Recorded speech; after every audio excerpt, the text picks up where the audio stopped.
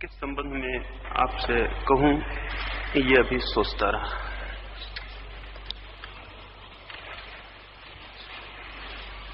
जीवन में सुख पाने की आकांक्षा है, सभी को है, लेकिन जो भी सुख पाने की आकांक्षा से भरता है वो साथ ही साथ दुख भी पाता है। ये स्वाभाविक है। यदि दुख का अनुभव ना हो तो सुख का कोई अनुभव नहीं होगा। इसलिए मैं सुख और शांति को अलग बातें मानता हूं, सुख और शांति को एक ही बात नहीं मानता। महावीर या बुद्ध की खोज सुख के लिए नहीं, शांति के लिए है। हम सबकी खोज सुख के लिए है।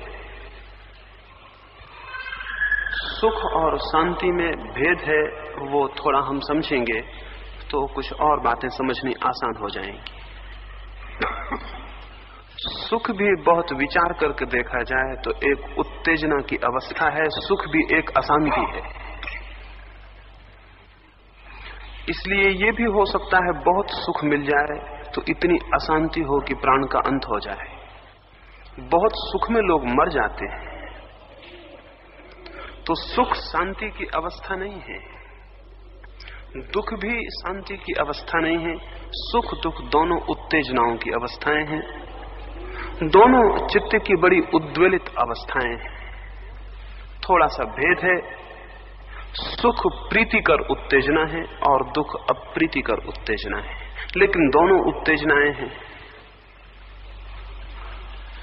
और ये भी हो सकता है कि जो उत्तेजना अभी प्रीतिकर लगे वो अगर बार बार पुनरुक्त हो तो अप्रीतिकर हो जाए। जो सुख है वो दुख में परिवर्तित हो सकता है। भोजन सुखद लगता हो, ज्यादा कर लिया जाए दुख हो जाएगा। कोई भी भोग सुखद लगता हो, ज्यादा कर लिया जाए दुख हो जाएगा। इसलिए सुख और दुख में स्वरूपगत भेद नहीं है, वे एक दूसरे में परिवर्तित हो सकते हैं। दुख अगर आदि हो जाए, आपको आदत हो जाए तो दुख भी सुखद हो जाता है। अगर कोई व्यक्ति पहली दफा जिसे दुख की तरह अनुभव करता है, अगर निरंतर उसको अनुभव करता रहे तो अनुभव के साथ ही साथ उसका दुख कम हो जाएगा और धीरे धीरे दुख की आदत ही सुख में भी परिवर्तित हो सकती है। एक अरबी कहानी है। एक गांव में एक मालिन वर्षों से रहती थी। उसकी एक सहेली कभी गांव मछलियां बेचने आई तो उसने उसे निमंत्रित किया और कहा कि रात मेरे घर रुक जाओ। बचपन की दोनों मित्र थीं। मछलियां बेचने वाली औरत रात को मालिन के घर में रुक गई। मालिन ने ये सोचकर कि जो हिस्सा उसके झोपड़े का सबसे ज्यादा फूलों के करीब था वहां उसे बिस्तर लगा दिया और जो सबसे ज्यादा सुगंधी फूल थे वो टोकरी में लाके फूल उसके पास रख दिए। लेकिन रात बीतने लगी और मछली बेचने वाली औरत सो नहीं सकी। बार बार मालिन ने पूछा बात क्या है, नींद नहीं आती। उसने कहा क्षमा करें, शायद तुम्हें बुरा लगे, लेकिन ये फूल मेरे पास से हटा दो और जिस टोकरी में मैंने बाजार में मछलियां बेची हैं उसमें थोड़ा पानी डालकर छिड़क कर मेरे पास रख दो। मुझे मछलियों की गंध आए तो नींद आ जाए। फूल हटा दिए गए, द्वार बंद कर दिया गया ताकि गंध भीतर न आए और मछलियों की टोकरी को थोड़ा सा पानी छिड़क कर उसके पास रख दिया गया।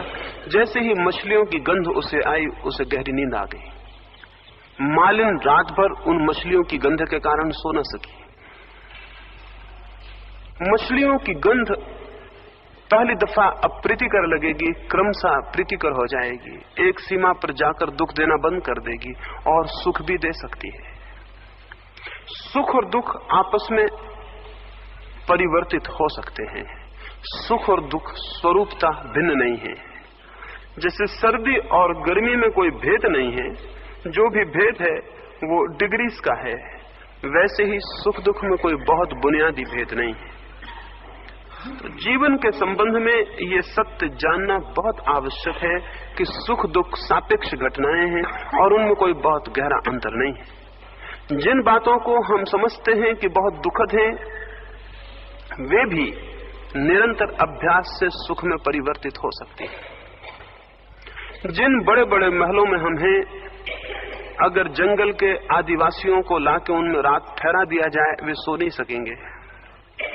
जिन बहुत सुखद गद्दों को हम हजारों रुपए खर्च करके आराम समझते हैं, अगर जंगल में रहने वाले किसी व्यक्ति को लाके उन पर विश्राम करने को छोड़ दिया जाए, तो रात भर सिवाय कष्ट और पीड़ा के उसे कुछ भी नहीं होगा।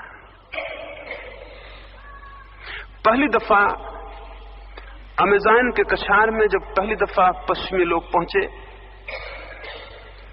तो वहां बहुत सर्दी थी और वे काफी कोट और चमड़ों के कपड़े पहने हुए थे, और फिर भी आग जला के अपने को गर्म करते थे। आदिवासी दूर दूर दरख्तों के पास खड़े होकर देख रहे थे, नंगे, उनके ऊपर वस्त्र नहीं थे।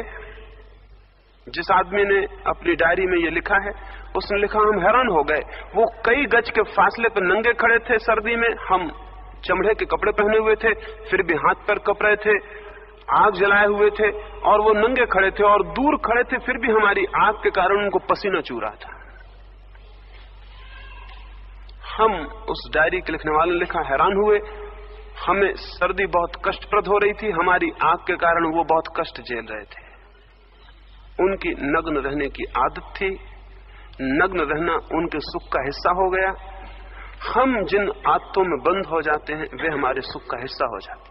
फ्रांस में क्रांति हुई, वेस्टाइल का किला है फ्रांस में, वो फ्रांस का सबसे खतरनाक जघन्य अपराधियों को बंद करने का स्थान रहा है। जो आजीवन कारावास के लिए बंद किए जाते हैं, वेस्टाइल में बंद कर दिए जाते थे। जब फ्रांस में क्रांति हुई, तो विद्रोहियों ने सोचा कि सबसे पहले वेस्टाइल के किले को तोड़ दें और उसके कैदियों को मुक्त कर दें। वे कितने खुश न होंगे। वहां ऐसे लोग थे जो 50-50 वर्ष से बंद थे, 80 वर्ष के हो गए थे, 90 वर्ष के हो गए थे। उनकी आंखें उस अंधेरे में अंधी हो गई थी, उनकी जंजीरें उनके शरीर का हिस्सा हो गई थी, क्योंकि वो पहना दी गई थी, उसके बाद कभी निकाली नहीं गई थी। उनकी जंजीरें तोड़ दी गई, उनको उनकी गंदी कोठरियों के बाहर निकाल दिया गया और उनसे कहा कि तुम स्वतंत्र हो। लेकिन सांझ को क्रांतिकारी हैरान हुए, आधे से ज्यादा कैदी वापस लौट आए और उन्होंने कहा, कृपा करें, मरते समय हमें कष्ट ना दें, हम भीतर ठीक हैं, हमारी जंजीरें हमें पहना दी जाएं। उनके बिना जीना बड़ा अभावग्रस्त मालूम होता, जैसे कोई चीज कमी हो गई। वो तो हमारे शरीर के हिस्से हो गए। 50 वर्ष तक जंजीरें जिस हाथ पर बंधी रही हो, पैर में कड़ियां पड़ी रही हो, वो बिना कड़ियों के चल नहीं सकता। और उन्होंने कहा, बाहर बहुत प्रकाश है, उससे बड़ी घबराहट होती, आंखें बड़ी तिलमिला जाती। और फिर रास्तों पर बड़े अजनबी लोग हैं, अपरिचित दुनिया है। ये ठीक है, यहां इन कोठरियों में ये परिचित हैं, अपनी हैं। धीरे धीरे इनका टुकड़ा टुकड़ा मैत्री से भर गया, और यहां की 2 रोटी काफी अच्छी हैं, क्योंकि बिना कुछ किए मिल जाती है। क्रांतिकारी हैरान हुए होंगे, लेकिन हैरानी होने की कोई बात नहीं है। सुख और दुख बहुत कुछ ऐसी उत्तेजनाएं हैं जिनके हम आदी हो जाते हैं, एक दूसरे में परिवर्तित हो सकती हैं, लेकिन दोनों उत्तेजनाओं की अवस्थाएं हैं, ये मैं आपसे कहना चाहूंगा। दोनों में कोई भी शांति नहीं है। इसलिए न तो दुखी आदमी शांत होता है, न सुखी आदमी शांत होता है। ये वजह है कि दुनिया में दुखी भी अशांत होता है और सुखी भी अशांत होता है। गरीब मुल्क भी अशांत है, समृद्ध मुल्क भी अशांत है। दरिद्र भीख मांगने वाला भी अशांत है, और जिसके सिर पर ताज रखा है वो भी अशांत है। अशांति न तो दुख से जाती है और न सुख से जाती है। असल में सुख दुख दोनों ही अशांति की अवस्थाएं हैं। इसलिए जब साधारणता कहा जाता है कि मनुष्य सुख को और शांति को खोजता है, तो मैं सुख और शांति को एक ही अर्थ में प्रयोग करने में थोड़ा असमर्थ हूं। जो मनुष्य सुख को खोजता है वो अशांति को खोजता है। जो मनुष्य सुख को खोजता है वो शांति को नहीं खोजता। शांति की खोज बड़ी दूसरी खोज है। शांति की खोज सुख की खोज नहीं है, उस अर्थों में जिसे हम सुख की भांति जानते हैं। जब तक हम सुख को खोजेंगे तो दो काम हमारे भीतर होते रहेंगे। एक तो ये होगा कि हम सुख पाना चाहेंगे और दुख से बचना चाहेंगे। सुख आएगा उसको पकड़ के रोकना चाहेंगे और दुख आएगा तो उसे धक्के दे के घर के बाहर निकालना चाहेंगे। दुख भीतर होगा तो उसको विदा करना चाहेंगे, सुख बाहर होगा तो उसको आमंत्रित करना चाहेंगे। जो आदमी सुख की आकांक्षा से भरा है वो दुख को हटाएगा, सुख को बुलाएगा, आए हुए सुख को पकड़ेगा, आए हुए दुख को हटाने की कोशिश करेगा। परिणाम में उसका चित्त अशांत होगा। शांत कैसे होगा? ये तो एक तनाव होगा। सुख को बुलाने का, सुख को पकड़ने का, दुख को हटाने का, दुख को न आने देने का, ये तो सारा संघर्ष होगा, ये तो सारी कॉन्फ्लिक्ट होगी, ये तो अंतर्द्वंद होगा। इसमें शांति कैसे संभव है? तो कोई सोचता हो कि सुख में शांति नहीं है इसलिए दुख का वर्ण कर ले। एक आदमी बड़े भवन में रहता है, हम देखते हैं बड़े भवन में कोई शांति नहीं है इसलिए दूसरा आदमी भवन को छोड़ के जंगल में चला जाए। एक आदमी बहुत अच्छे वस्त्र पहनता है इसलिए दूसरा व्यक्ति सोचे अच्छे वस्त्रों में कोई शांति नहीं इसलिए नग्न हो जाए और भीख मांगने लगे। एक आदमी सोचता है घर गृहस्थी में कोई शांति नहीं, बच्चे पत्नी में कोई शांति नहीं, इसलिए बच्चे पत्नियों को छोड़ दे, सन्यासी हो जाए। तो जहां जहां उसे दिखाई पड़ता है कि सुख है, सुख में कोई शांति नहीं, तो वो दुख को वर्ण कर ले। मैं आपसे प्रार्थना करूं, दुख में भी कोई शांति नहीं है। यदि सुख में शांति नहीं है तो दुख में भी कोई शांति नहीं है। दुख भी अशांति की अवस्था है। ये हो सकता है कि उस दुख में बहुत दिन रहा जाए तो उसकी हमें आदत हो जाए और अशांति परिचित हो जाए। लेकिन जिस भांति बहुत अच्छे वस्त्रों में रहने वाले व्यक्ति को अगर सड़क पर नग्न घूमने को कहा जाए तो उसे कष्ट होगा, तो जो नग्न सड़क पर घूम रहा है उसे अगर बहुत अच्छे वस्त्र पहना के भवन में रहने को कहा जाए तो उसे कष्ट होगा। ये दोनों दो आदतों के शिकार हो गए हैं। एक सुख का आदी हो गया है, एक दुख का आदी हो गया है। लेकिन शांति दोनों में नहीं है और न स्वतंत्रता है, क्योंकि जहां शांति नहीं है वहां स्वतंत्रता भी नहीं होगी, वहां परतंत्रता होगी, बंधन होगा। तो कुछ लोग भोग में दुख भोगते हैं, कुछ लोग त्याग का दुख भोगते हैं। इसे मैं आपसे स्पष्ट कहूं, कुछ लोग गारहस्थ का दुख भोगते हैं, कुछ लोग सन्यास का दुख भोगते हैं। ये जो सन्यास है जो दुख के वर्ण करने से निकलता है, ये वास्तविक शांति का सन्यास नहीं है, बल्कि सुख में सुख नहीं पाया इसलिए दुख प्रतिक्रिया रूप में, रिएक्शन में स्वीकार कर लिया गया है। ये वास्तविक सन्यास नहीं है। वास्तविक सन्यास का संबंध दुख के वर्ण से नहीं बल्कि शांति की उपलब्धि से है। वास्तविक सन्यास का संबंध भोग के विरोध में त्याग करने से नहीं बल्कि भोग और त्याग दोनों के ऊपर उठ जाने से है। क्योंकि भोग और त्याग दोनों ही एक ही सिक्के के दो पहलू हैं, जैसे सुख और दुख एक ही सिक्के के दो पहलू हैं। जो आदमी भोग को पकड़ता है वो भी अशांत होता है, क्योंकि पकड़ने की गहरी आकांक्षा तनाव पैदा करती है। और जो आदमी भोग से भागता है वो भी अशांत होता है, क्योंकि भागना कोई शांति का लक्षण नहीं। मैं भी एक सन्यासी के पास गया, एक बहन मेरे साथ थी। वे सन्यासी नीचे आंख किए रहे। मैंने उनसे बहुत कहा, आप आंख ऊपर क्यों नहीं करते? उन्होंने मुझसे कहा कि मैं स्त्री को नहीं देखता हूं।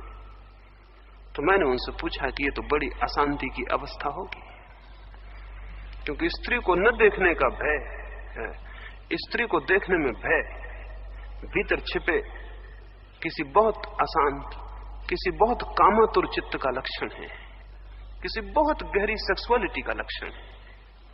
ये डर, ये भय चित्त को शांत न होने देगा। एक वो व्यक्ति है जो स्त्री के पीछे ही आंखों को दौड़ाता रहेगा, एक वो है जो स्त्री को देख के डरा है और आंख नीचे झुकाए हुए। ये दोनों दो विपरीत बिंदुओं पर खड़े हुए एक ही चित्त के उदाहरण हैं। ये कोई भिन्न भिन्न चित्त नहीं है।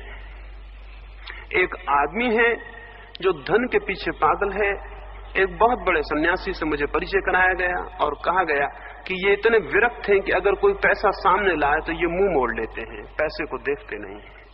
मैंने कहा कि पैसे को देख के लार का गिर जाना या मुंह का फेर लेना एक ही चित्त के दो उदाहरण हैं, इनमें बहुत बुनियादी भेद नहीं है। ये एक ही बात की प्रतिक्रियाएं हैं। दूसरी बात हमें त्याग मालूम होती है, पहली बात भोग मालूम होती है। पहली बात में सुख का आकांक्षी दिखाई पड़ता है, दूसरी बात में दुख को वर्ण करने वाला दिखाई पड़ता है। लेकिन ये दोनों ही चित्त मुक्त चित्त नहीं है, परतंत्र चित्त हैं और दोनों ही चित्त अशांत हैं। अशांति को समझना जरूरी है। चित्त जब भी कुछ पकड़ेगा तो अशांत हो जाएगा, चाहे सुख को पकड़े, चाहे दुख को पकड़े, चाहे वस्त्रों को पकड़े, चाहे नग्नता को पकड़े, चाहे घर को पकड़े, चाहे सन्यास को पकड़े। जब भी चित्त कुछ पकड़ेगा और जब भी वो कहीं अपने को थोपना, आरोपित करना चाहेगा, जब भी वो कोई आधार लेगा अपने लिए, तभी वो अशांत हो जाएगा। असल में जहां पकड़ है वहां अशांति है, फिर चाहे पकड़ सुख की हो, चाहे दुख की हो, चाहे राग की हो, चाहे विराग की हो। शांति तो केवल वीतरागता में है। वीतरागता विराग नहीं है, वीतरागता राग भी नहीं है। राग और विराग दोनों से मुक्त हो जाने में शांति है।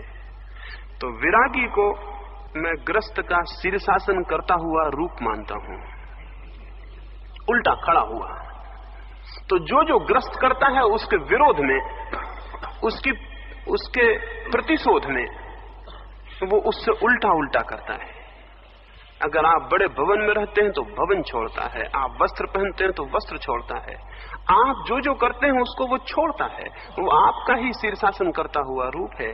लेकिन शीर्षासन करने से चित्त परिवर्तित नहीं होता, क्योंकि चित्त का कोई शीर्षासन नहीं होता। आप उल्टे खड़े हो जाएं तो भी चित्त वही रहेगा, आप सीधे खड़े हैं तो भी चित्त वही है, आप सिर के बल खड़े हो जाएं तो भी चित्त वही रहेगा। हाँ, चमत्कार जरूर हो जाएगा, क्योंकि सिर के बल खड़ा होना जरा कठिन है, पैर पे खड़ा होना जरा आसान है।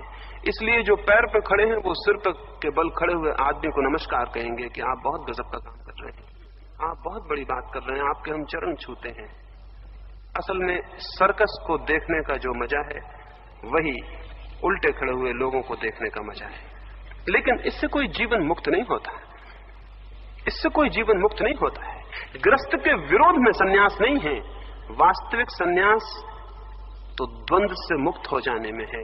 जहां भी द्वंद्व के किसी एक हिस्से को मैं पकड़ता हूं, वहां मैं कायम रूप से वही कर रहा हूं जो दूसरे कर रहे हैं, यद्यपि उनके विरोध में कर रहा हूं। जो आदमी धन की ओर भाग रहा है और जो आदमी धन से भाग रहा है, ये दोनों ही धन को स्वीकार करते हैं, मान्यता देते हैं।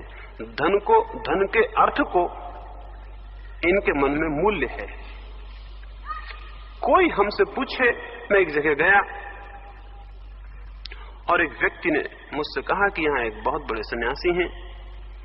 मैं पूछा कि उनके बड़े सन्यासी होने का कारण क्या है, तो उसने कहा कि उन्होंने बहुत संपत्ति थी, उसको छोड़ दिया। तो मैंने कहा कि तुम्हारे मन में संपत्ति का इतना मूल्य है, उतना सन्यासी का मूल्य नहीं है, क्योंकि सन्यासी के बड़े होने को भी तुम संपत्ति से तौलते हो कि उसने कितनी संपत्ति छोड़ी। अगर उसके पास ये संपत्ति न होती तो सन्यासी छोटा हो जाता। फिर उन्होंने कहा कि नहीं, ऐसी कोई बात नहीं, बड़े बड़े लोग उन्हें मानते हैं। मैंने कहा कौन बड़े बड़े लोग? उन्होंने कहा कि खुद हमारे राज्य के जो महाराजा हैं वो उनके चरण छूने आते हैं।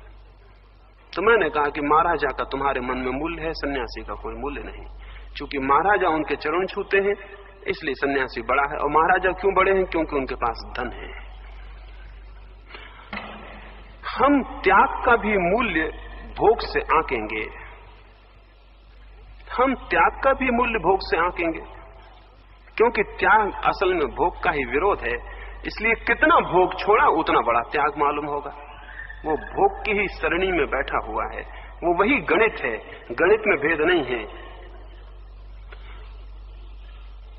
और जब तक हम इन सुख और दुख के बीच चुनाव करेंगे तब तक भ्रांति होती रहेगी। एक भ्रांति यह है कि धन के मिलने से सुख मिलेगा, दूसरी भ्रांति यह है कि धन के छोड़ने से मिल जाएगा। लेकिन दोनों स्थितियों में धन केंद्र है, ये मैं आपको कहना चाहता हूं, इस पर थोड़ा विचार करें। दोनों स्थितियों में एक आदमी सोचता है कि पत्नी के मिलने से सुख मिलेगा, दूसरा आदमी सोचता है कि पत्नी को छोड़ने से सुख मिलेगा। लेकिन दोनों स्थितियों में पत्नी केंद्र है और दोनों गणित में पत्नी मध्य है, उससे सोचा जा रहा है। धन हो या कुछ और हो, दोनों स्थितियों में जो विराग है वो और जो राग है वो, इनकी सोचने की सरणी, इनका तर्क, इनका लॉजिक एक ही है। ये लॉजिक, ये तर्क, ये सोचने की सरणी तब तक होगी जब तक मन अशांत रहेगा। ये अशांत चित्त की दशा है। शांत कैसे व्यक्ति हो सकता है? जब वो इन दो द्वंद्वों के बीच चुनाव बंद कर दे, जब वो दो विकल्पों के बीच चुनाव बंद कर दे। क्यों? क्योंकि मैं आपसे कहूं, जहां दो विकल्प हैं, इसे थोड़ा सूक्ष्मता से समझेंगे, जहां दो विकल्प हैं वहां एक तीसरा मैं भी हूं जो उनको चुनता हूं। गृहस्थी है और संन्यास है, सुख है और दुख है, राग है और विराग है, भोग है और त्याग है। ये दो दो विकल्प हैं, ये द्वंद्व हैं, इन दोनों के जोड़े हैं। लेकिन चुनाव करने वाला मैं तीसरा अलग हूं। मैं भोग को चुनता हूं या त्याग को चुनता हूं। त्याग और भोग दो विकल्प हुए और मैं चुनने वाला तीसरा हुआ। जब तक मैं किसी भी विकल्प में से कुछ भी चुनूंगा तब तक मैं अशांत रहूंगा। लेकिन अगर मैं उसको चुन लूं जो कि चुनाव करता है, तो जीवन में शांति का प्रारंभ हो जाएगा। जब तक मैं द्वंद्व में से किसी को चुनूंगा, राग को या विराग को, तब तक अशांति का अंत नहीं है। लेकिन अगर मैं उसको चुन लूं जो कि चुनाव करने वाला है, न तो राग को चुनूं न विराग को, बल्कि उसमें प्रतिष्ठित हो जाऊं जो कि राग को चुनता है या विराग को चुनता है, जो ग्रस्त होता है या सन्यासी होता है, वो जो चैतन्य है, अगर मैं उस तीसरे बिंदु को, वो जो थर्ड पॉइंट है, अगर उस पर खड़ा हो जाऊं तो जीवन में शांति संभव है। द्वंद्व के बाहर हो जाना शांति है और द्वंद्व में चुनाव करना अशांति है। इसलिए सुख शांति नहीं है, न दुख शांति है। ये दोनों द्वंद्व हैं, दोनों उत्तेजनाएं हैं। शांति इन दोनों के बाहर है, इन दोनों से ऊपर उठ जाने में है। बहुत कम लोग हैं संसार में जो इन दोनों के ऊपर उठते हों। बहुत लोग हैं जो भोग में रहते हैं, कुछ थोड़े से लोग हैं जो त्याग में होते हैं। लेकिन त्याग और भोग कुएं और खाई की तरह हैं। इधर गिरे तो कुआं है, उधर गिरे तो खाई है, रास्ता बीच में है। रास्ता हमेशा बीच में है। हमेशा द्वंद्व के, डुअलिटी के बीच में कोई मध्य थोड़ी सी पतली लकीर है। और इसलिए जो जानते हैं उन्होंने कहा कि रास्ता तलवार की धार की तरह पतला है। इधर गिरे तो कुआं होगा, उधर गिरे तो खाई होगी। कन्फ्यूशियस चीन का एक विचारक था, एक गांव में गया। छोटा सा गांव था, लेकिन उस गांव में ली तेह नाम का एक बहुत बड़ा विचारक रहता था। गांव में जाते ही लोगों ने कन्फ्यूशियस से कहा कि हमारे गांव में एक अद्भुत विचारक है, बहुत बड़ा विचारक है। कन्फ्यूशियस ने पूछा, उसके बड़े विचार का क्या लक्षण है, क्या कारण है कि तुम उसे बड़ा विचारक कहते हो? तो लोगों ने कहा कि वो बड़ा विचारक है, इतना बड़ा विचारक है कि किसी काम को करने के पहले 3 बार विचार करता है कि करना कि नहीं करना। कन्फ्यूशियस हंसने लगा और उसने कहा, 3 बार विचार करना थोड़ा ज्यादा हो गया, 1 बार विचार करना थोड़ा कम होता, 2 बार विचार करना पर्याप्त है। 2 बीच का बिंदु है, 1 बार विचार करने वाला कम विचार कर रहा है, 3 बार विचार करने वाला ज्यादा विचार करने लगा। एक बिंदु है बीच में 2 का, कन्फ्यूशियस ने कहा, वहां जो ठहर जाता है वो जानता है। ये तो एक छोटी सी घटना है, लेकिन सच है यही बात। जिंदगी में 3 हमेशा मौजूद हैं। जिंदगी 3 हिस्सों में बटी है, पूरी जिंदगी, पूरे मनुष्य की जिंदगी 3 टुकड़ों में बटी है हमेशा। और जो 1 को चुनता है या 3 को चुनता है वो भूल में पड़ जाता है, और जो 2 पर खड़ा हो जाता है वो जीवन को जान लेता है, उसके अर्थ को, उसके रस को।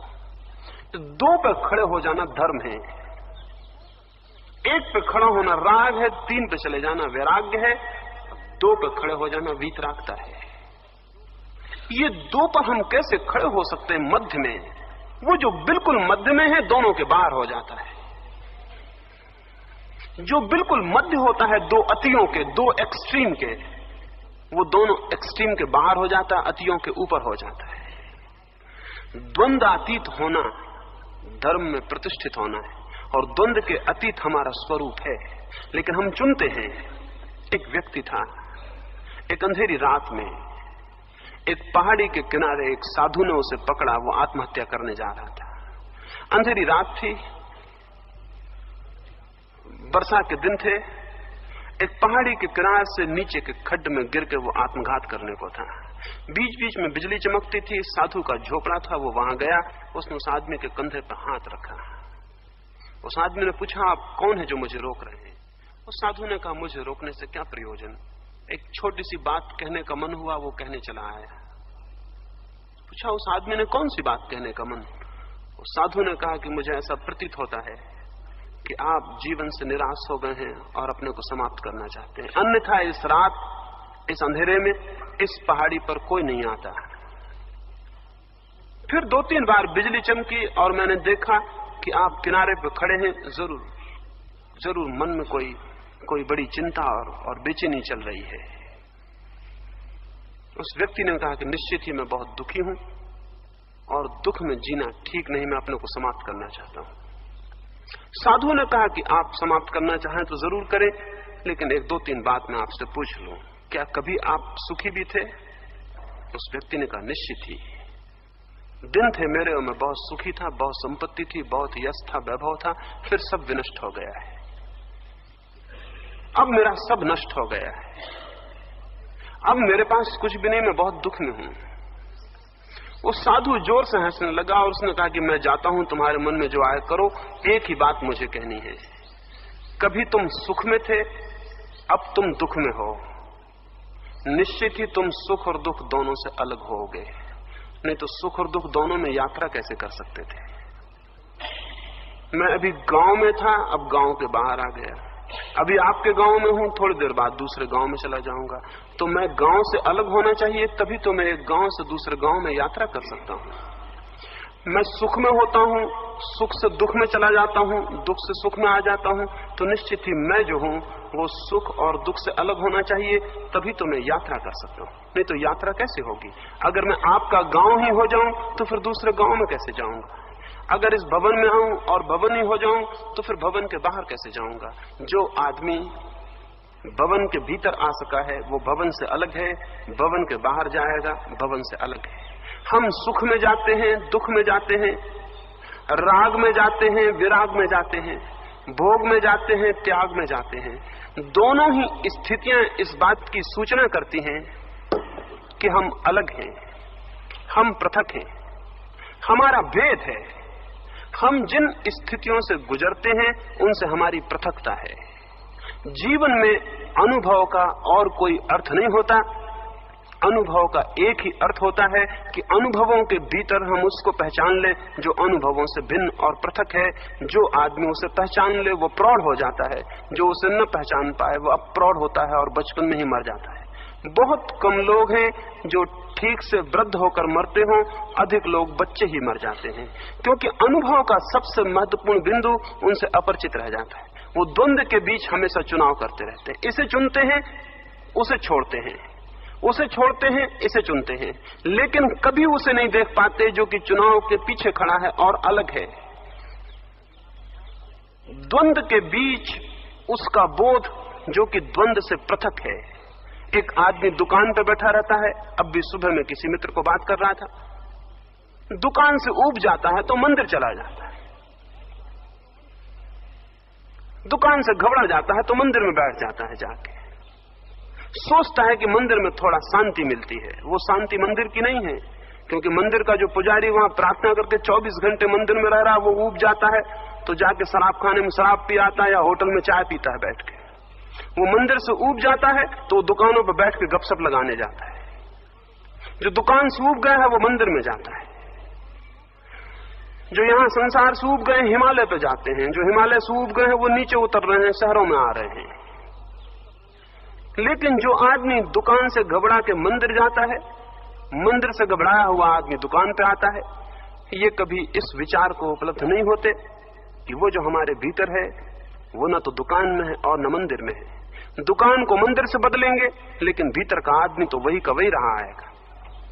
वो जो भीतर हमारा स्वरूप है, जो भीतर हमारा साक्षी है, वो जो भीतर हमारा चैतन्य है, उस चैतन्य में प्रतिष्ठित होना है और उसकी प्रतिष्ठा में शांति उपलब्ध होगी। लेकिन जब तक हम विकल्प को चुनेंगे, अल्टरनेटिव्स को चुनेंगे, तब तक कोई शांति नहीं हो सकती। तो न तो भौतिकवाद और न अभौतिकवाद, न तो संसार और न मोक्ष, इन विरोधी विकल्पों में जब तक हमारा चित्त चुनाव करता रहेगा, जब तक हमारी कोई च्वाइस होती रहेगी, तब तक स्वाभाविक है कि हमारे जीवन में कोई शांति न हो। शांति का संबंध है च्वाइसलेस हो जाने से, शांति का संबंध है चुनाव से मुक्त हो जाने से। आप कहेंगे ये कैसे हो, ये कैसे होगा कि हम चुनाव से मुक्त हो जाएं, हम चुनाव ना करें, ये कैसे हो? ये निश्चित हो सकता है अगर हम उस तीसरे बिंदु के प्रति थोड़ा जागरण लाएं और उस तीसरे को थोड़ा अनुभव करना शुरू करें। जैसे जीवन भर रोज तो घटनाएं घट रही हैं, आप दुख में होते होंगे, कभी बीमार पड़ते होंगे। अभी एक मित्र को देखने गया, वो बहुत बीमार थे, उनके सिर में बहुत दर्द था। तो मैंने उनसे कहा तो अच्छा मौका है, इस वक्त एक प्रयोग करें, अपने भीतर ये देखने की कोशिश करें कि जो दर्द हो रहा है वो और जिसको दर्द अनुभव हो रहा है वो दो अलग हैं या एक है। जिसे दर्द की प्रतीति हो रही, अनुभूति हो रही, वो अलग है या कि दर्द के साथ एक है। उन्होंने आंख बंद की, 5 मिनट बाद मुझसे कहा तो बड़े आश्चर्य की बात है, मैं जानने वाला तो अलग मालूम होता हूं। असल में उस चीज को आप जान ही नहीं सकते जिसके साथ आप एक हों, केवल उसी को जान सकते हैं जिससे आप अलग हों। मैं आपको देख रहा हूं, ये इस बात का प्रमाण है कि मैं आपसे अलग हूं। आप अपने को नहीं देख सकते, या कि देख सकते हैं, आप अपने को नहीं देख सकते। आप जो भी देख सकते हैं वो अन्य होगा। आप जिसका भी अनुभव कर सकते हैं वो अलग होगा, वो आपसे पृथक होगा। आप अपने को न देख सकते हैं, कोई रास्ता नहीं है। तो जिन जिन चीजों को आप अनुभव कर सकते हैं, अनुभव करने के कारण ही वे आपसे पृथक हैं, आपसे अन्य हैं, अलग हैं। अगर पैर में आपके दर्द है तो थोड़ा अनुभव करें और देखें तो आपको ज्ञात होगा कि आप देखने वाले अलग हैं और पैर का दर्द अलग है। और जैसे जैसे इसका अभ्यास गहरा होगा, आप पाएंगे कि दर्द शरीर पर हो रहा है और आप बिल्कुल दूर खड़े हुए। शरीर से क्रमशः पृथकता बढ़ती जाएगी अगर आप स्पष्ट रूप से भीतर हमेशा, जब भी कोई ज्ञान हो, जब भी कोई अनुभव हो, तो एक पृथकता का अनुभव करें। आप रास्ते पे चल रहे हैं तो जरा भीतर अपने देखें कि आपके भीतर जो चेतना है वो चल रही है या चलने को जान रही है। तो आप बहुत हैरान होकर पाएंगे कि आपके भीतर जो चैतन्य है वो चल नहीं रहा है, केवल चलने को जान रहा है। शरीर चल रहा है और चेतना जान रही है। आप खाना खा रहे हैं तो खाते वक्त अनुभव करें और स्मरण करें कि आपकी चेतना खाना खा रही है क्या। तो आपको स्पष्ट ज्ञात होगा कि खाना शरीर में जा रहा है और चेतना उसको अनुभव भर कर रही, देख रही, जान रही है। चेतना का केवल लक्षण जानना है। जानने के अतिरिक्त उसने कभी कुछ भी नहीं किया। लेकिन जानने के साथ अगर बोध न हो तो जो हम जानते हैं उसी के साथ आइडेंटिटी हो जाती है, तादात्म्य हो जाता है। एक फिल्म को देखने आप जाते हैं या एक नाटक को देखने जाते हैं, फिल्म पर या पर्दे पर कोई कहानी चलती है, कोई कथा चलती है। कथा अगर दुखद हो तो आप रोने लगते हैं, आप वहां भी भूल जाते हैं कि पर्दे पे कुछ भी नहीं है। एक आइडेंटिटी हो जाती है, एक तादात्म्य हो जाता है। वहां जो अभिनय हो रहा है केवल विद्युत का खेल है, लेकिन उस अभिनय में, उन चित्रों में भी आप खो सकते हैं और तल्लीन हो सकते हैं और भूल सकते हैं कि मैं केवल दर्शक हूं। अनुभव कर सकते हैं कि मैं भी भोक्ता हो गया। छोटे लोग नहीं, बड़े बड़े लोग। विद्यासागर के बाबत एक घटना है। ईश्वरचंद्र विद्यासागर का नाम आपने सुना होगा। बड़े विचारशील व्यक्ति थे, बड़े पंडित थे। एक नाटक को देखने गए थे और नाटक में एक व्यक्ति है, खलनायक है। वो एक स्त्री के पीछे पड़ा है, उसे परेशान कर रहा है, हर तरह से परेशान कर रहा है। विवेकानंद बड़े सद्विचारक थे, वो ये भूल ही गए कि नाटक देख रहे हैं। उन्हें इतना गुस्सा आया उस आदमी पर कि स्त्री को परेशान कर रहा है, इतना अनैतिक काम कर रहा है। उठे, जूता निकाला और फेंक के मार दिया। जूता नाटक में खलनायक को फेंक के मार दिया। भूल गए ये कि मैं केवल देखने वाला हूं और मात्र जो दिखाई पड़ रहा है वो नाटक है। खलनायक उनसे कहीं ज्यादा समझदार सिद्ध हुआ। उसने जूते को सिर से लगाया और उसने कहा कि इससे बड़ा पुरस्कार मुझे कभी नहीं मिला, क्योंकि मेरे अभिनय को इससे ज्यादा सच कभी नहीं माना गया। और इतने बड़े आदमी ने उसको सत्य मान लिया है, तो मेरे ऊपर तो धन्य कृपा हो गई। मुझे बहुत पुरस्कार मिले हैं, लेकिन इस जूते से बड़ा मेरा कोई पुरस्कार आज तक नहीं मिला। विद्यासागर बहुत घबरा गए, पसीने पसीने हो गए, क्षमा मांगने लगे कि मैं भूल गया। बड़े से बड़ा आदमी नाटक में खो सकता है, हम भी खोते हैं। वैसा ही चित्त पर भी अनुभवों का एक नाटक निरंतर चल रहा है। सुख आते हैं, दुख आते हैं, वर्षा आती है, गर्मी आती है, शीत आती है, परिवर्तन होते रहते हैं, छाया आती है, प्रकाश आता है, अंधेरा आता है। हमारे चित्त के पर्दे पर बहुत से परिवर्तन निरंतर हो रहे हैं, क्योंकि चित्त पूरे वक्त बाहर के जगत को प्रतिफलित करता है, रिफ्लेक्ट करता है। चित्त तो एक बड़ा सजीव यंत्र है, बड़ा सचेतन, बहुत ही सेंसिटिव, बहुत संवेदनशील। जो भी बाहर घटता है वो उसे जल्दी से खबर दे देता है। पैर में दर्द होता है, चित्त खबर दे देता है कि पैर में दर्द हो रहा है। सिर में तकलीफ होती है, चित्त खबर दे देता है सिर में तकलीफ हो रही है। कोई गाली देता है, कोई प्रेम करता है, कोई अपमान करता है, कोई सम्मान करता है, चित्त खबर दे देता है कि ऐसा ऐसा हो रहा है। चित्त एक अत्यंत संवेदनशील यंत्र है जो खबरें दे रहा है पूरे वक्त। उन खबरों में हम जो भीतर जानने वाले हैं प्रत्येक खबर से अलग और भिन्न है, लेकिन हम प्रत्येक खबर के साथ जुड़ जाते हैं और अपने को एक समझ लेते हैं। अगर आप मेरा सम्मान करते हैं तो मैं समझ लेता हूं कि मेरा सम्मान हुआ, जबकि कुल बात इतनी है कि मेरे चित्त ने खबर दी कि कुछ लोग सम्मान कर रहे हैं और मैंने इसे पकड़ लिया और समझा कि मेरा सम्मान हुआ, जबकि मैं केवल सम्मान करने वाले लोगों को और सम्मान को देखने वाला हूं। मैं केवल साक्षी हूं। अगर कोई अपमान कर रहा है तो चित्त खबर देता है कि अपमान किया जा रहा है और मैं समझ लेता हूं कि मेरा, जबकि मैं केवल जानने वाला हूं। सम्मान आता है, अपमान आता है, सुख आते हैं, दुख आते हैं, मैं केवल जानने वाला हूं। मैं तीसरा बिंदु हूं जो केवल जान रहा है। अगर जीवन में सजगता से, सचेतता से, होश से अगर हम अपने अनुभव से गुजरें तो आप पाएंगे आपका अनुभव ही आपको अनुभव से मुक्त करने का मार्ग बन जाता है। सत्य को पाने के लिए, स्वयं को पाने के लिए संसार से कहीं भागने की नहीं, बल्कि संसार के बीच जो अनुभव हो रहे हैं उनके बीच जागने की जरूरत है। भागना नहीं, जागना बिंदु है साधना का। भागने वाला जाग नहीं सकता, क्योंकि वो तो अनुभवों के साथ अपने को एक मान लिया, घबरा के भाग रहा है। कबीर का एक लड़का था, कमाल। कबीर बड़े त्यागी थे, बड़े विरागी थे और कमाल कुछ अजीब का लड़का था। कबीर उससे बहुत परेशान थे। गुस्से में उन्होंने कमाल को बाहर निकाल दिया घर से। कबीर का कहना था कि मैं अपरिग्रही हूं, मैं घर में कोई संपत्ति नहीं रखता। और कमाल कुछ अजीब था, गांव के लोग अगर उसे कुछ दे देते तो वो लेके घर आ जाता। जो लोग कबीर को भेंट करना चाहते, कबीर इनकार कर देते, बाहर कमाल बैठा रहता, उसको दे जाते तो वो ले लेता। तो कबीर ने कहा कि ये परिग्रही वृत्ति यहां नहीं चलेगी, तुम इस घर से अलग हो जाओ, इस झोपड़े को अपवित्र मत करो, ये सन्यासी का झोपड़ा है, तुम्हारी यहां कोई जरूरत नहीं, तुम्हारी वृत्ति से मेरा मेल नहीं। कबीर ने अलग कर दिया तो कमाल थोड़े दूर जाके एक झोपड़ा बना के रहने लगा।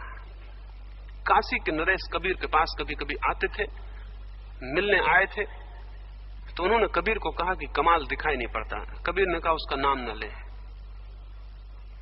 उससे मेरा कुछ मेल नहीं बैठता, वो कुछ बड़ी लोभी प्रकृति का है, जो कोई कुछ दे देता है तो ले आता है।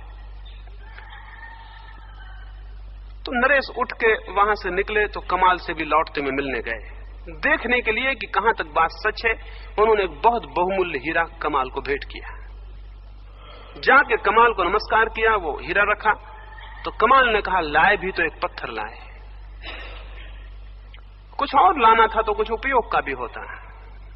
नरेश ने सोचा कि कबीर फिर कुछ झूठ कहते होंगे, क्योंकि ये आदमी तो कह रहा है हीरे को पत्थर।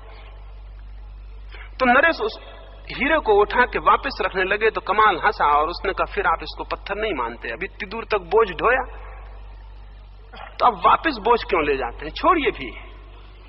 तो नरेश को बहुत चिंता हुई, मन में ख्याल हुआ कि तो बेईमान मालूम होता, ये तो कोई बड़ा होशियार, कुछ बातचीत में बड़ी होशियारी मालूम होती।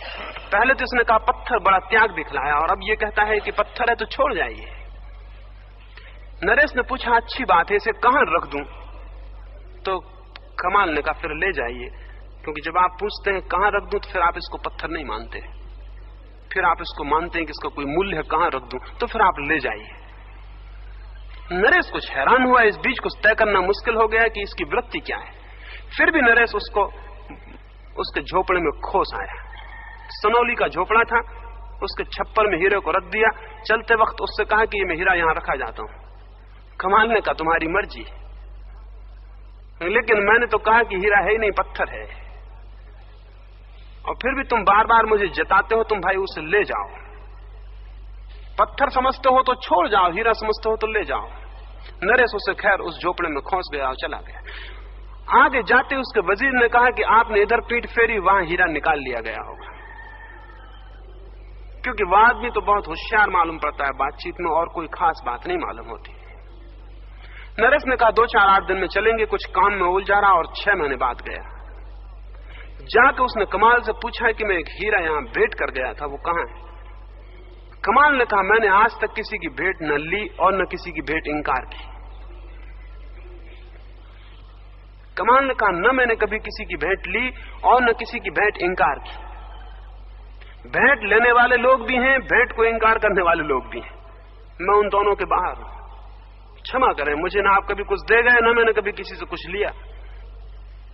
उसने कहा आप कैसी बात करते हैं, मैं एक हीरा यहां रख गया था इस झोपड़े के छप्पड़ में। तो कमाल ने कहा अगर कोई ना ले गया हो तो छप्पड़ में होगा, और कोई ले गया हो तो मेरा कोई जुम्मा नहीं। नरेश ने सोचा कि उसने निकाल लिया है, अब ये तरकीबें हैं। वो जाते वक्त उसने झोपड़े को देखा, वो हैरान हुआ, हीरा वहां मौजूद था, वो हीरा वहीं के वहीं रखा हुआ था।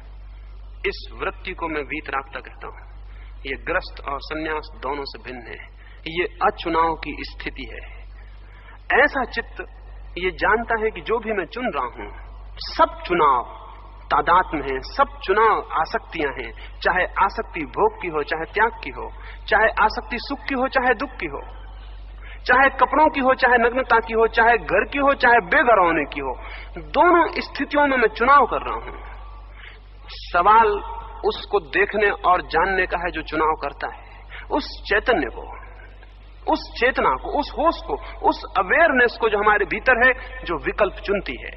अगर हम जीवन के सारे छोटे छोटे अनुभव में सुबह उठने से लेकर रात सोने तक इस बोध की चिंगारी को थोड़ा जगा सके, और ये कठिन नहीं है, क्योंकि कोई हिमालय पर जाने की, किसी मंदिर में या किसी मस्जिद में जाने का सवाल नहीं है, कोई रोटी छोड़ने की, कपड़ा छोड़ने का कोई सवाल नहीं है। सवाल बड़ा है उस चिंगारी को भीतर जगाए रखने का। वो करीब करीब सोई सोई हो गई है, उस पर राख ही राख जम गई है, हमें पता ही नहीं, हम विकल्पों में ही जीते हैं और उसको अनुभव नहीं कर पाते जो विकल्पों को चुनता है। वो जो वास्तविक है तीसरा, उसे हम कभी ख्याल नहीं कर पाते, और दो जो अतियां हैं उनके बीच डोलते रहते हैं। घड़ी का पेंडुलम जैसे एक कोने से दूसरे कोने पर चला जाता है, दूसरे कोने से फिर दूसरे कोने पर चला जाता है, वैसा हमारा चित्त डोलता रहता है। और घड़ी के पेंडुलम को यह पता ही नहीं चल पाता कि डोलना उसका स्वरूप नहीं है, पेंडुलम अपने भीतर बिल्कुल अनडोला है।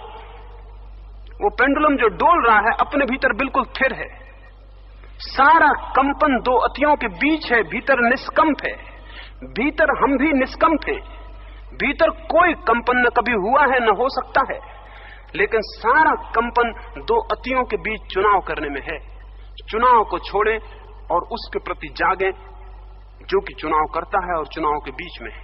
इसलिए जीवन पूरा का पूरा अखंड साधना है, कोई खंडित साधना नहीं है कि 23 घंटे कुछ किया और घंटे भर मंदिर में बैठ के जाप फेरी या माला जपी या कुछ और किया, उससे कोई फर्क नहीं पड़ेगा, तो झूठी बात होगी।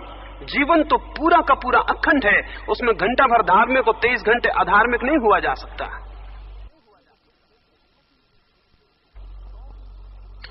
24 घंटे अगर होश पूर्वक जीवन की सामान्य से सामान्य क्रिया में जब रात्रि को आप बिस्तर पर सोने गए हैं, तो आप जरा जाग के देखें कि आप देख रहे हैं अपने को बिस्तर पर सोते हुए जाते, या कि आप सोने जा रहे हैं।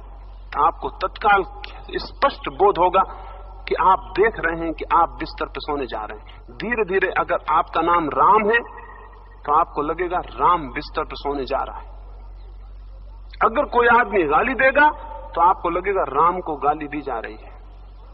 अगर आपका कोई सम्मान करेगा तो आपको लगेगा राम का सम्मान किया जा रहा है, और आप हमेशा एक देखने वाले साक्षी की तरह स्थापित हो जाएंगे। जिस मात्रा में साक्षी की स्थापना होती है उसी मात्रा में व्यक्ति शांत होने लगता है, सुख और दुख के बाहर होने लगता है। जिस जिस मात्रा में साक्षी की स्थापना होती है उसी मात्रा में व्यक्ति शरीर से मुक्त होने लगता है और आत्मा में प्रतिष्ठित होने लगता है। जिस जिस मात्रा में साक्षी की स्थापना होती है उसी उसी मात्रा में व्यक्ति मृत्यु के बाहर होने लगता है और जीवन में प्रवेश करने लगता है। साक्षी में खड़े हो जाना स्वरूप में खड़े हो जाना है, स्वरूप में खड़े हो जाना सब कुछ पा लेना है जो पा लेने जैसा है। और मामला कुछ ऐसा अद्भुत है कि जिसे हमने कभी भी नहीं खोया है वही साक्षी होकर वापस मिल जाता है। जिसे हमने कभी भी नहीं खोया है उसे हम खो नहीं सकते, वो हमें वापस मिल जाता है। और ये एक वैज्ञानिक प्रक्रिया है, ये कोई अंधविश्वास नहीं है। इसके लिए जरूरत नहीं है कि आप माने कि महावीर तीर्थंकर थे और भगवान थे। इसके लिए जरूरत नहीं कि आप माने कि राम और कृष्ण अवतार थे। इसके लिए जरूरत नहीं कि आप माने कि क्राइस्ट परमात्मा के पुत्र थे। इसके लिए जरूरत नहीं कि मोहम्मद जब स्वर्ग गए तो 7 घोड़ों पर सवार होकर गए और सशरीर चले गए। इसके लिए जरूरत नहीं है कि आप माने कि आपके भीतर आत्मा है। इसके लिए जरूरत नहीं कि आप माने कि परमात्मा है, उसने सृष्टि को बनाया।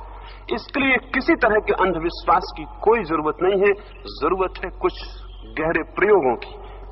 चेतना आपको अनुभव हो रही है, आपको अनुभव हो रहा है कि आप विचार करते हैं, विवेक करते हैं, चुनाव करते हैं, तो इस चेतना पर थोड़े गहरे प्रयोग करने की जरूरत है। धर्म अंधविश्वास नहीं है, प्रयोग है।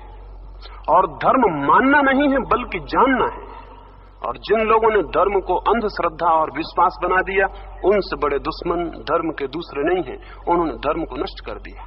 उनके कारण धर्म का विरोध पैदा हुआ, उनके कारण धर्म के प्रति प्रतिशोध पैदा हुआ, प्रतिक्रिया पैदा हुई, उनके कारण सारी दुनिया में नास्तिकता पैदा हुई। जिन लोगों ने धर्म को अंधविश्वास बनाया है, बिलीफ बनाया है, उन लोगों ने सारी दुनिया में नास्तिकता पैदा की। उनका विरोध है, वो नास्तिकता उनका फल है। धर्म तो एक विज्ञान है, एक साइंस है, और धर्म का कोई संबंध किसी तरह के विश्वास और मान्यता से नहीं है बल्कि जीवन में प्रयोग करने से। और उस आदमी को हम अंधा कहेंगे जो कि अपनी चेतना पर प्रयोग ना करता हो। चैतन्य है, ऐसे दुनिया का कोई नास्तिक भी मानता है कि हमारे भीतर चैतन्य है, भला वो कहता हो कि वो चेतना जो है पदार्थ से पैदा हुई। कोई फिक्र की बात नहीं, यही कहो, लेकिन उस चेतना पर प्रयोग करो। प्रयोग करने से ज्ञात होगा कि चेतना पदार्थ से बिल्कुल मुक्त और अलग है। प्रयोग करने से ज्ञात होगा कि चेतना मात्र चेतना नहीं है, बहुत गहरे में आत्म तत्व है। प्रयोग करने से ज्ञात होगा आत्म तत्व मात्र आत्म तत्व नहीं है बल्कि समस्त जगत परमात्मा से व्याप्त है। ये तो जितने गहरे हम तल पर प्रयोग करेंगे, लेकिन हम में से बहुत लोग नदी के ऊपर की लहरों को देखकर ही जीवन को समाप्त कर देते हैं और उस गहराई को जानने से वंचित रह जाते हैं जहां की नदी के असली प्राण हैं, और उस गहराई में उतरने से वंचित रह जाते हैं जहां की हीरे और जवाहरात हैं। हमारे भीतर बहुत है, सब है जो हो सकता है।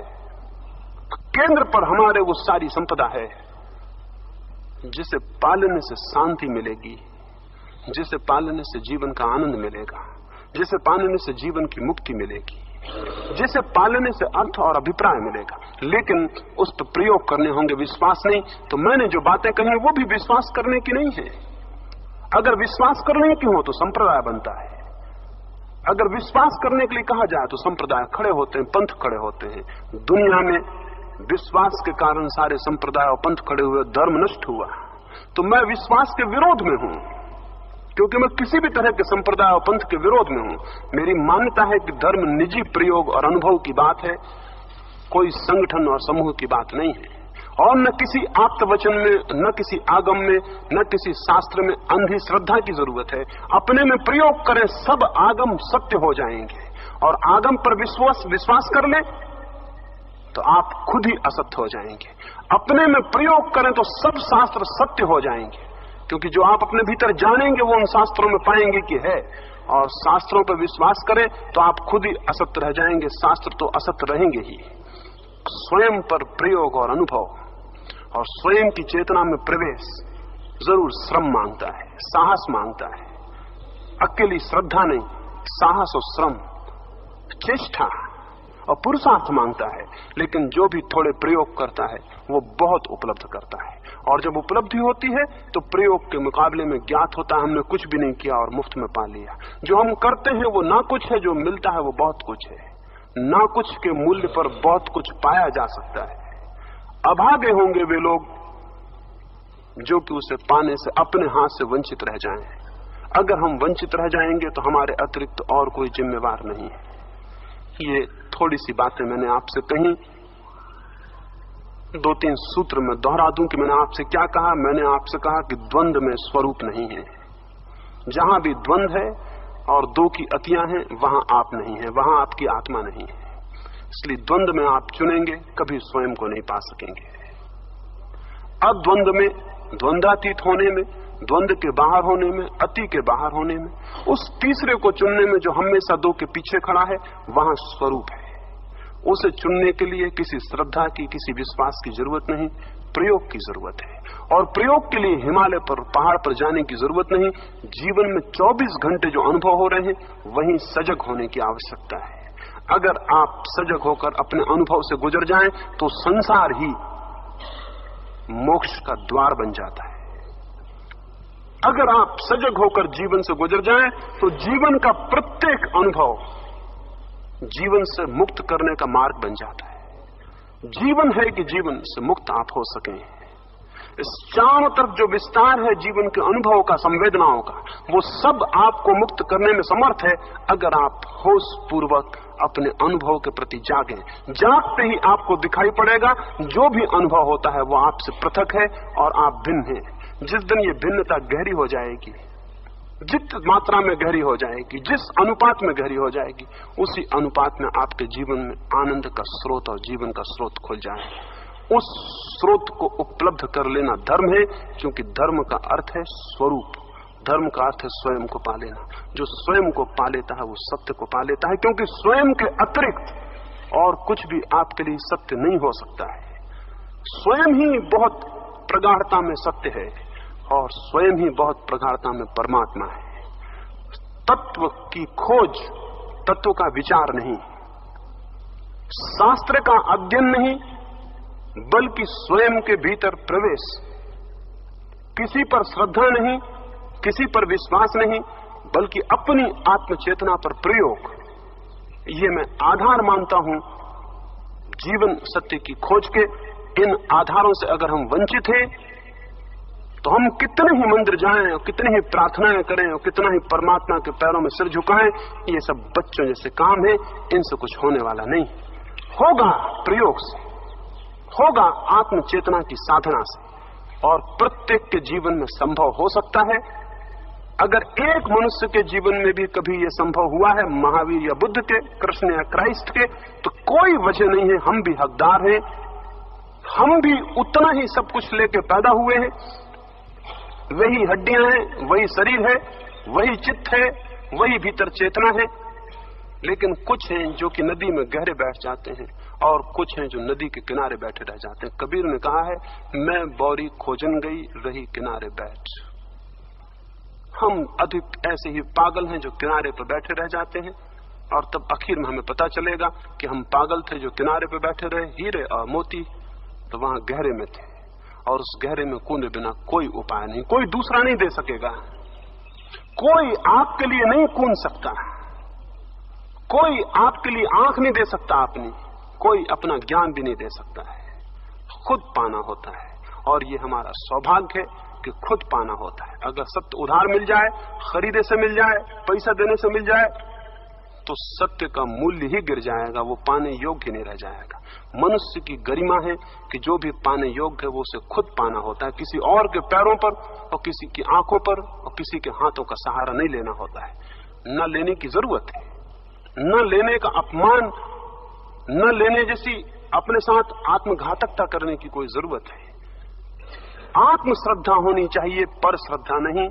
स्वयं में खोज होनी चाहिए, पर की शरण जाने की आवश्यकता नहीं है। किसी दूसरे के पैर पकड़ने की, किसी दूसरे के अनुयायी बनने की, किसी दूसरे की नकल करने की जरूरत नहीं है। अपनी चेतना में प्रवेश करने की जरूरत है, और जो प्रवेश करता है वो धन्य भाग, वो महाभाग, वो बहुत कृतार्थता को उपलब्ध होता है। परमात्मा करे वैसी कृतार्थता की तरफ इच्छा पैदा हो, संकल्प पैदा हो, खोज पैदा हो, यात्रा शुरू हो, उसकी मैं कामना करता हूं। मेरी बातों को इतने प्रेम से सुना है उसके लिए बहुत अनुग्रहित हूं।